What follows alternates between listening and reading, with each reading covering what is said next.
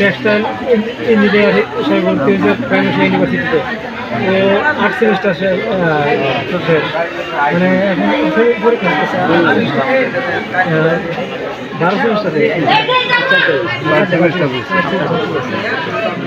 এখন আমার ছেলের অনেক স্বপ্ন,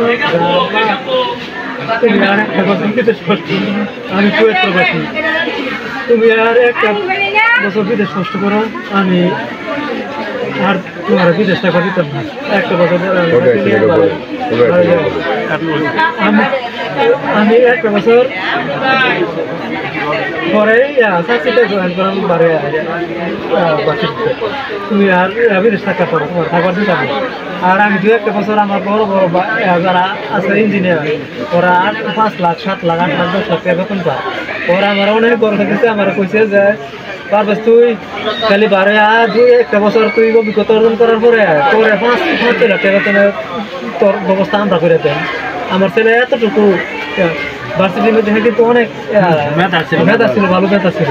তারা তার সিনিয়র যারা আছে সবাই তারা ডাকতো আদর করতে, অনেক ভালোবাসা দিত। কিন্তু আমার ছেলে কালকে রাত্রে আমি কথা বলছি, আগের দিন রাত্রে কথা বলছি যে আমার তার একটা পরীক্ষা আছে, এই পরীক্ষাটা দেখারে সে বাড়িতে আছে। আর শাহিরা আমার নিয়ে ডাক্তারের কাছে যাবো, আমার কেউ যা সেটা খেতে যেত। ঠিক আছে, আমি কথা বলছি। পরে আমি খুব দিন সন্ধ্যার পরে কথা বলি, ওই দিন কথা বলি নাই। পরে বাড়িতে কথা বলছি, কথা বলার পরে কত পরে আমার কাছে ফোন দিতে আমার সম্বন্ধে সৌদি থেকে বলছি ফোন দেয় বলতেছে যে বাড়িতে ফোন দিচ্ছিলাম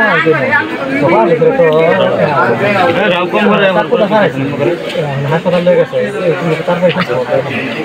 এই খবর পাওয়ার পরে আমি তো অজ্ঞান অবস্থা শুনলেই কেউ রিসিভ করে না, কী করবো আমার কাছে। পরে যাও কয়েকজন রিসিভ করছে, পরে কইতাছি এখন হাসপাতাল হয়ে গেছে কথার কোনো। পরে সব ভাগ করেছে, আমি ফেসবুকে দেখছি পারবে, আমার বন্ধু পারবে এইগুলি ঘোরার পরে তো আমি অজ্ঞান অবস্থা। পরে আমার সারা থাকে রুবেল কুয়েত থেকে, ও 4 তারিখে আমাকে না জানায় টিকিট এটা আর্জেন্ট টিকিট ভোর 3:50 মিনিটে আমি ঢাকা। তো এখন যে যারা এই নৃশংস হত্যার সাথে জড়িত, আপনি কি চান যে সর্বোচ্চ শাস্তি হোক?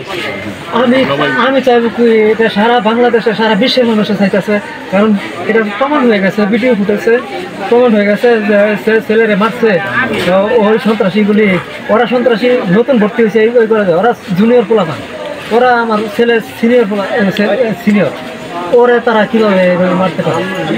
ধন্যবাদ। এই ওনার